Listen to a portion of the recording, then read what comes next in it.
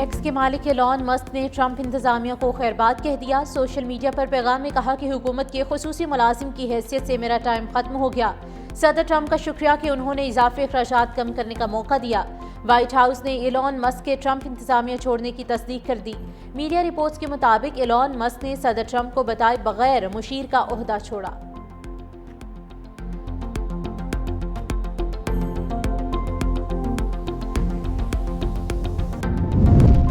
کوئٹہ میں بولان کے حاجی شہر کے قریب کوچ کھائی میں جا گری۔ حادثے میں 4 مسافر جاں بحق 28 زخمی ہوئے۔ جاں بحق افراد میں بچے بھی شامل۔ کوچ صادق آباد سے کوئٹہ جا رہی تھی۔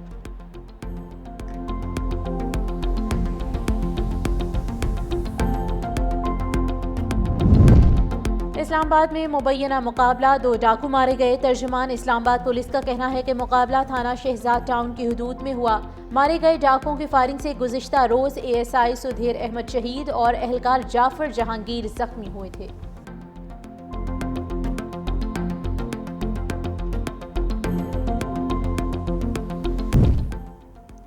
فیلڈ مارشل سید عاصم منیر کا دورہ آذربائیجان۔ آذری وزیر دفاع سے ملاقات۔ ISPR کے مطابق ملاقات میں باہمی دلچسپی، علاقائی سیکیورٹی امور پر تبادلہ خیال، دونوں ممالک کے درمیان دفاعی تعاون کے فروغ پر بات چیت۔ فیلڈ مارشل نے 2 طرفہ مضبوط تعلقات کو سراہا۔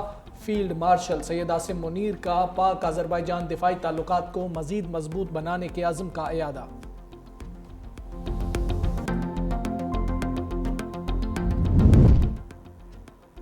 پاکستان کا بھارتی وزیراعظم کی دھمکی پر سخت رد عمل۔ ترجمان دفتر خارجہ کا کہنا ہے نریندر مودی کا پانی کو ہتھیار بنانے کا بیان عالمی اصولوں کی کھلی خلاف ورزی ہے۔ بھارت خطے میں امن و استحکام کو نقصان پہنچا رہا ہے۔ پاکستان کا بھارت پر بین الاقوامی اصولوں کی پاسداری کا مطالبہ۔ کہا کہ بھارتی وزیراعظم کی تقریر اشتعال انگیز اور غیر ذمہ دارانہ ہے۔ بھارتی حکومت اقلیتوں پر مظالم اور نفرت انگیزی کو فروغ دے رہی ہے۔ غیر قانونی طور پر مقبوضہ علاقوں میں ریاستی جبر کیا جا رہا ہے۔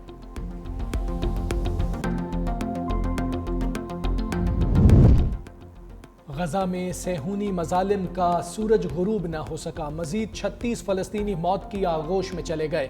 خان یونس، جبالیہ اور دیر البلح میں بھی اندوہناک بمباری، درجنوں فلسطینی شہید ہو گئے۔ شمالی غزہ میں صحافی کے گھر پر بمباری، 8 افراد لقمہ اجل بن گئے۔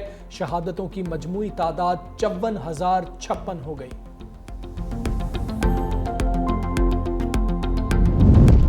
غزہ کے اسپتالوں کی صورتحال انتہائی بھیانک، دل دہلا دینے والے مناظر سامنے آئے۔ انسانی امداد کی فراہمی میں تیزی لانا ہوگی۔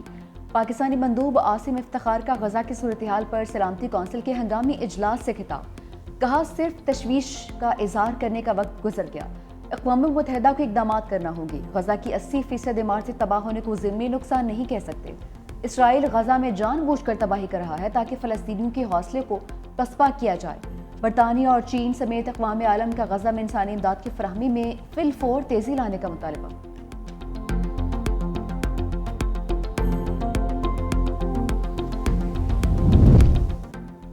غزہ کی صورتحال انتہائی خوفناک، فریقین کو جنگ بندی پر اتفاق کرنا ہوگا۔ امریکی صدر ڈونلڈ ٹرمپ کو بھی غزہ کی صورتحال پر تشویش، بولے غزہ میں انسانی امداد کی فراہمی شروع ہو چکی۔ 7 اکتوبر کا دن انتہائی خوفناک تھا، لوگ اسے بھولنے والے نہیں۔ ایران کے ساتھ بات چیت اچھی جا رہی ہے، اس کے پاس 2 ہی آپشن ہیں، امید ہے وہ سمجھداری سے کام لیں گے۔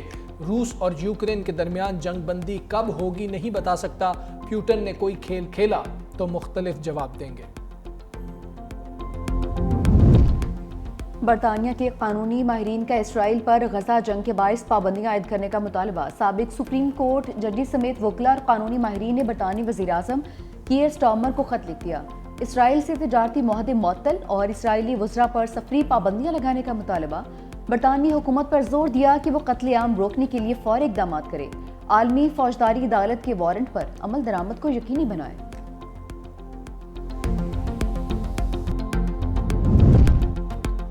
امیر کے حکم کے خلاف کسی بھی ملک خصوصاً پاکستان میں لڑنا جائز نہیں۔ افغان طالبان کے کمانڈر سعید اللہ سعید نے پاکستان کے خلاف لڑنے کو دینی نافرمانی قرار دے دیا۔ فتنہ الخوارج کو انتباہ جاری، کہا مختلف گروہوں میں شامل ہو کر بیرون ملک جہاد کرنے والے حقیقی مجاہد نہیں، ایک جگہ سے دوسری جگہ حملہ کرنے والے افراد کو مجاہد کہنا غلط ہے، جہاد کا اعلان یا اجازت دینا صرف ریاستی امیر کا اختیار ہے، کسی گروہ یا فرد کا نہیں، دفاعی ماہرین نے کہا ہے۔ بیان پاکستان کی داخلی سلامتی، بیانیے اور عالمی سطح پر سفارتی موقف کو مضبوط کرتا ہے۔ ایران جانے والے زائرین کے لیے بڑی خبر، پاکستان اور ایران کا زائرین کے لیے بارڈر 24 گھنٹے کھلا رکھنے کا فیصلہ۔ وزیر داخلہ محسن نقوی کی ایران کے وزیر داخلہ سکندر مومنی سے ملاقات میں بڑے فیصلے، اربعین اور محرم الحرام کے دوران پاک ایران بارڈر زائرین کے لیے 24 گھنٹے کھلا رہے گا۔ ایرانی حکومت زائرین کے لیے بارڈر سے عراق تک خصوصی انتظامات کرے گی۔ ملاقات میں زائرین کی سہولیات اور مسائل کے فوری حل کے لیے ہاٹ لائن کا قیام کا فیصلہ۔ اربعین سے قبل زائرین سے متعلق پاکستان، ایران اور عراق کی وزارت داخلہ کی سہ ملکی کانفرنس کروانے کا فیصلہ۔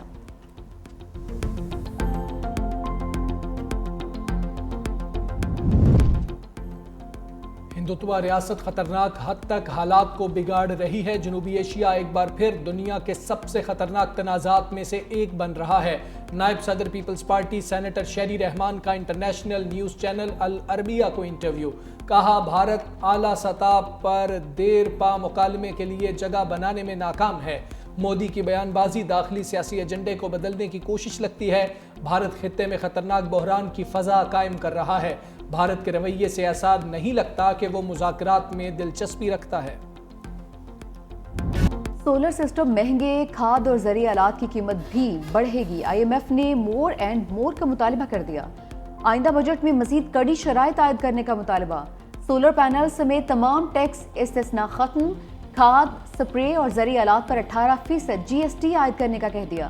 پرتعیش اشیاء پر سیلز ٹیکس 25% بڑھانے کی تجویز۔ ٹیکس نہ دہندگان کے خلاف مزید سخت اقدامات کا مطالبہ، کہا ٹیکس چوری پر جرمانے کے ساتھ فوجداری مقدمات بھی درج کیے جائیں۔ پی او ایس پر ٹیکس چوری کا جرمانہ 5 لاکھ سے بڑھا کر 50 لاکھ روپے کیا جائے۔ انپوٹس اور مشینری پر فیڈرل ایکسائز ڈیوٹی کی شرح بھی بڑھائی جائے۔ 26ویں ترمیم آئین کے اصولوں کے خلاف، ترمیم سے عدلیہ کی آزادی ختم ہو گئی۔ مرکزی سیکرٹری اطلاعات تحریک انصاف شیخ وقاص اکرم کی پریس کانفرنس، کہا ججز کی تقرری کے فیصلے متنازع ہیں، ہم بانی پی ٹی آئی کی رہائی چاہتے ہیں، بینچ جب لگتا ہے تو وکلا بتا دیتے ہیں کہ فیصلہ کیا ہوگا۔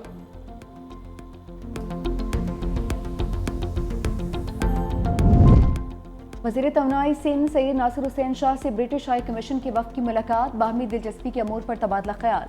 وفد نے چیئرمین پیپلز پارٹی بلاول بھٹو اور وزیر اعلیٰ سندھ کی صوبہ میں سرمایہ کاری کی فرینڈلی پالیسی کو سراہا۔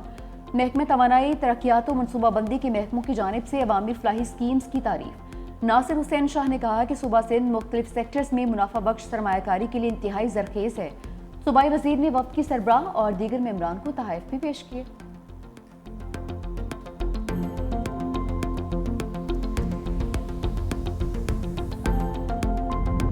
پاکستان نے بنگلہ دیش کے خلاف پہلا T20 ٹاکرا جیت لیا۔ 202 رنز کے تعاقب میں بنگلہ دیش کی ٹیم 164 رنز ہی بنا سکی۔ حسن علی کے 5 شکار، شاداب خان 2، فہیم اشرف، خوشدل شاہ اور سلمان علی آغا کی ایک وکٹ۔ بنگلہ دیشی کپتان لٹن داس 48 رنز بنا کر آؤٹ ہوئے۔ پاکستان کی جانب سے کپتان سلمان علی آغا نے 56 رنز کی شاندار اننگز کھیلی۔ شاداب خان 48، حسن نواز 44 اور محمد حارث نے 31 رنز بنائے۔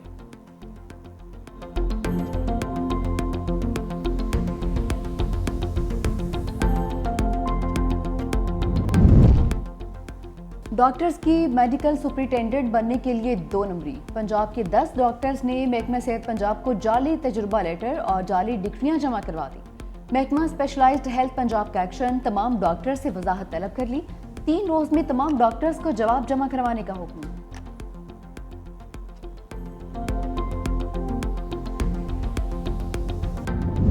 گوجرانوالا میں بے لگام ڈاکو کو کرکٹر حسن علی کی والدہ کا پرس چھین کر فرار۔ واقعہ تھانہ لدھیوالا کے علاقے میں پیش آیا۔ پرس میں 2,30,000 سے زائد کی رقم تھی۔ بھائی خرم کا کہنا ہے والدہ میری گاڑی کا انتظار کر رہی تھی، ڈاکو پرس چھین کر فرار ہو گئے۔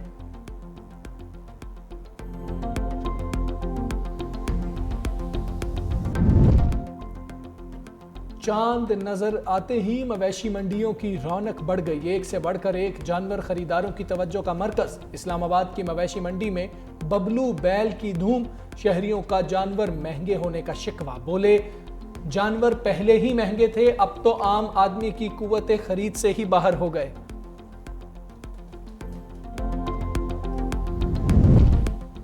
ملک میں گرمی کی شدید لہر، سبی تربت میں درجہ حرارت 47 degree centigrade record, Hyderabad اور نواب شاہ میں 45، ساہیوال اور سگودا 43، لاہور، ملتان اور بہاولپور میں پارہ 42 ڈگری کو چھو گیا۔ محکمہ موسمیات کے مطابق مغربی لہر کا آج سے ملک کے بالائی علاقوں کو متاثر کرنے کا امکان۔ بالائی خیبر پختونخوا، آزاد کشمیر، گلگت بلتستان میں آندھی اور بارش متوقع۔ کراچی میں مون سون کے باعث طوفانی بارشوں کی پیشگوئی۔